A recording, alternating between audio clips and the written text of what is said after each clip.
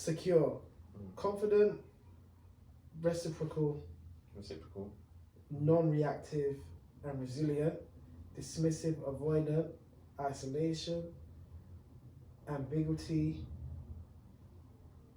ambivalence, and emotionally distant, anxious-preoccupied, emotional hunger, fantasy bond, lack of nurturing, turbulence, fearful-avoidant, internal conflict, dramatic, unpredictable, ambivalence. So, secure, dismissive-avoidant, anxious-preoccupied, or fearful-avoidant. I'm a bit of everything. Depends on. I think for me, listening to that, it's hard to be all at once because anyone can become. Because like I was labelled as avoidant, which I agree I was. Yeah. Because I understood within myself I didn't have the capacity to deal with the other. So I'm avoid this one because I need to deal with me. Yeah. So yeah, and justified in my eyes to be avoidant because I don't want to have conflict where it's going to make it worse. So rather avoid the situation. Whether I don't face it or I don't face it, it doesn't help. Because even sometimes in your secure communication, if the person has a different style of attachment, they might receive the secure communication as you think you're better than. Because you know when like, sometimes if I'm talking and I feel myself getting triggered, giving myself a moment, bring myself back, start talking, and I talk in a way it's like, okay, let's be clear, let's understand. I can be perceived as like, oh, you think you're better than me. Because I'm trying to talk from a secure space. So it's really difficult because you both need to be in a secure space to create a secure attachment. Because if one of you is secure and one of you is not secure, you're not secure. But it's the level though. I think it goes back to the level because, you know, I always speak to my woman and I'm like, I don't necessarily want you speaking to any of your friends about me. Because I don't want them to hold anyone to account the a same standard in the same way because we're all in individual spaces, we're all growing at different points and stuff. They just will. And we are who we are. They just will, bro. 100%. Yeah. But so I've seen it within me. So what I've seen within my relationships, like, and not just relationships, but girls I've encountered in the past, right, is I've always been quite secure with myself. So then they use that as a reference point. It causes mayhem though, bro. Because obviously, like, for me personally, a guy can talk to you in front of me. I'm just observing because I know what's good. If I know you, if you go with and you play ball, then bye. If you don't play ball and you're like, and he's like, you say, no, I've got a man or I'm talking to this person and I'm like, cool. Right, you've handled it and he doesn't, and then he oversteps the line. So he's like, well, can we be friends and all that shit? Yeah. Bro, she's already told you, allow it. Like, but I'm secure enough to stand there, see what a man, and see how you carry yourself. Because however you carry it, even if I jump in and do whatever, it doesn't say nothing about me. It says about what you. If I just jump in too quickly, I'm showing my insecurity here. Because I'm like, what do I feel the need to protect when I know you got yourself? You know what I'm saying? Yeah. So girls have always struggled with my idea of thinking because we've been taught about control, like you must control this situation. So men, and this is what I think kind of plays into kind of dangerous attachment styles because women won't want a man to be controlling consciously, but unconsciously they might be saying, I want you to control me in this unhealthy way because we've got one of those attachment styles, I can't remember, but you've got to basically be on my back. If a man tries to talk to me, you've got to step in and don't let him talk to me. Yeah. But that's a dangerous attachment style. It's not secure. It's an insecure one, which plays into them becoming potentially possessive, controlling, and doing what women don't want, which is this kind of patriarchal way of being, right? So I've had a struggle because I'm like, yo, do you think? Like, Like, my thing is absolute freedom. Yeah. The logically thinking, like, they might think, well, what's wrong with this you? Whatever. Does he like me? That's what always happens. Does he like me? I'm like, no, because it's not I don't like you. I want you to have absolute freedom so I don't get bars, number one. Because I want you to be able to come back and express your honest truth, your fun, how you're experiencing life. Like, just give it to me, your expression of life, but with freedom, with the ability to be like, I'm not limiting you from seeing your friends. I'm not limiting you from following your career path. I'm not limiting you for connecting with whoever you need to connect with. But when you come back here, I want to feel you're alive and kicking. Like, you know, like, yeah, like, Jay, I'm learning this. This is what's, and because that will make me bounce with you. Because I'm like, right, yeah, okay, let's bounce. Let's wrap it up. But because of that, I've had like people that are like, they do it to me. They want to control me. They're like, right, what are you doing? Like, are you cheating? Are you doing this? Are you doing that? I'm like, nah, I'm just secure. Like, I don't need to do all that. I'm just like, me and my guys, we don't need to do all that bear girls things. We know bear girls, yeah. But they like us because of that. That sort of security where it's like, no, do your thing. Or, yeah, you can talk, guys, yeah, not my girl, whatever, but do you know what I mean? So I've always been quite free in that, but I realised that there is a balance, because that could be associated with avoidance, because like you're avoiding taking responsibility. So ultimately, you would say that you're a mixture. I'm a mixture, and it depends on when you get me in a state like because again, I wouldn't want to put myself as a secure or this or that. Yeah. We're seasonal, right? We're seasonal beings. There's things that change. So I've probably been.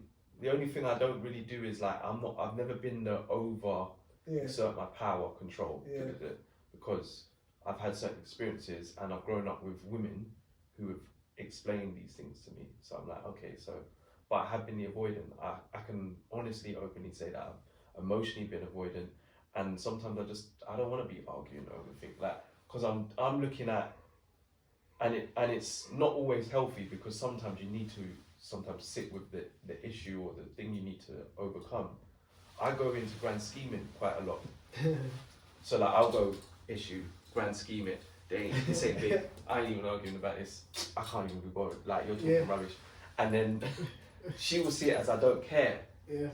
I have to recognise that actually that's her way of like wanting to see, like, what's my thing, like, what's my take on things. That's her maybe ability to learn, maybe ability to teach, whatever. So that's where it gets misplaced, because my thinking would be like, no, I just don't want to talk about this because there's grand scheming. I'm grand scheming, but I have to recognise that not everyone's grand scheming in it. Some people are. They're like scheming down here. They're scheming here. You're grand scheming here. They're scheming here. So I'm always been bigger picture, which makes me not care about most issues that people bring to me. I'm just like, okay, I have a move on. I'm like logical decisions, right? Next decision. Okay, you don't like me, bye. Like, okay, oh, that happened. Why would I get jealous? Like, it's just not. Why? It's your stuff. You want me to be involved in your stuff. I'm secure enough to know that's yours. That's not mine. Sorry, bye. But then the other times it might be just, I'm dealing with me. I ain't got the time. I ain't got time to deal with you. I just can't deal with you. I'm dealing with me. I'm a mess. Like, I've been a lot of those, but not the get onto you type sort of thing. I've never been that guy. I've always been more avoidant, and particularly avoidant emotionally. So I can do I will always do, like, if you need me cooking, ironing, I can do stuff like that's something I could just do naturally. Let's just say household, I'll come in, clean, cook, boom, patterned, all that kind of stuff patterned. But to women, they're not getting that from other men. Generally, they're like, my man don't do that, But then he might not be doing that, but is he emotionally secure? Is he emotionally securing you? Because you're looking at what I do, but I might not be emotionally securing you. So understand that it looks good, but when you're in it, you might want the emotional security. Because of I'm doing, because I'm just like, this is my way of control and avoiding what I need to actually unpack, which is my emotional unattachment. So I think it's changed. But I think it's an important one because relationships really test you to practice how secure you really are. Yeah. Do you know what I'm saying? Yeah. Do you have similar? Do you know what? I don't even like this kind of stuff because once again, I don't really like to put that kind of stuff out there because it just makes it seem a certain way, even though it just is what it is. But as I said earlier about the whole, like, I don't want my woman telling anyone what I'm like or what we're like, because I don't want no one to be held to a standard when in reality, like, I am who I am for her. Yeah. So that works for her. Yeah. But, you know, it's like a woman wanting a version of you because it sounds good, not necessarily knowing that if she can even manage that. That's the thing. And like I said, bro, you are very intentional. That comes with a level of security because you've done your work, right?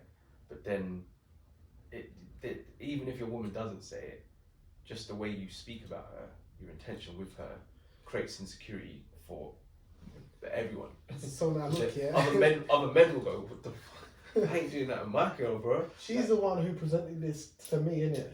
And she was like, what one are you? And she read it out.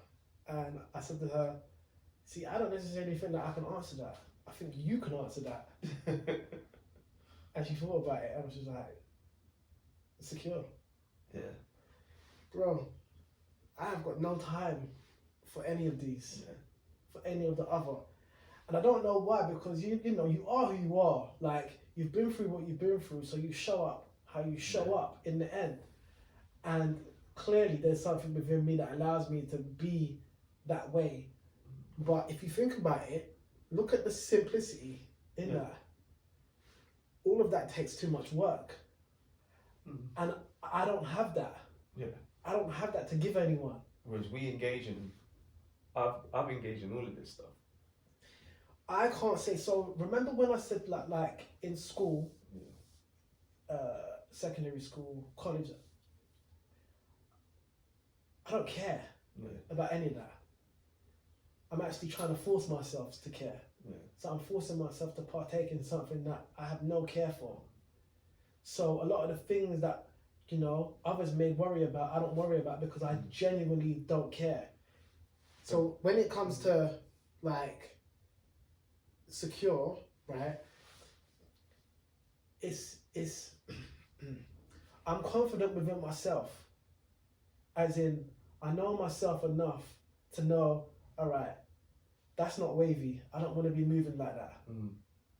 Like, that's not cool. It's like having that standard for yourself. It's like, oh shit, is that what he said? I could never do that. Why would I want to do that? It's like I'd feel bad within myself acting like that over a woman, if that makes sense. Yeah, 100%. And then there's like non-reactive. So, for example, before I got with my woman, I knew what the mission was. As in, ever since I've been dealing with women since I was young, right?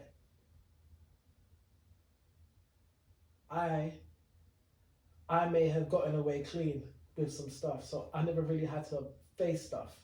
So when I met my woman and, you know, she was reacting to certain things that I knew had nothing to do with me, I was like, oh, this is for the shit that I skipped in my other relationships. Yeah. I'm being faced with the consequences of others while being able to see that this is the damage that you caused. So now you have to face shit that's not even yours. Yeah. But I recognized that it weren't mine. So it allowed me to stay still. As in, oh, so this is your insecurities. This is your issues. This is how they dealt with you. But that's just that alone. Right. Mad insecurity out there because he sat with it. Ultimately, whether I knew it or not, I was holding space. Yeah. And I was allowing her to express. And I wasn't judging her. I wasn't making her feel bad. I can't imagine what you feel or how that's making you feel. That's what I was getting at points. Because I'm like, obviously the projection is talkative and social the home is, so you're getting the home, which is home. I'm just. And what we tend but to there's do, no problem. What we tend to do is we see her lashing out. Because she's lashing out in our space, we see her lashing out on us. But really, she's just expressing. Yeah. As long as she ain't putting her hands on you, she's just expressing. That's what the other guy done. You just brought that out. I know now as an adult how I'm consciously supposed to be dealing with you, so I can just sit still, confidently, knowing that. But don't get me wrong, she also has to be someone that recognizes when that was a bit much. I'm sorry. Because even in the confidence, I need that. I need you to recognize yourself. I need you to recognize that that might have been a bit much. Because it's easy to take it on and it disturbs you. I used to take that on because I'm a feeler in it. Yeah. So when you're saying things, it's not even what you're saying, it's the essence of what you're saying. So I'm like, why that for me? It's not mine.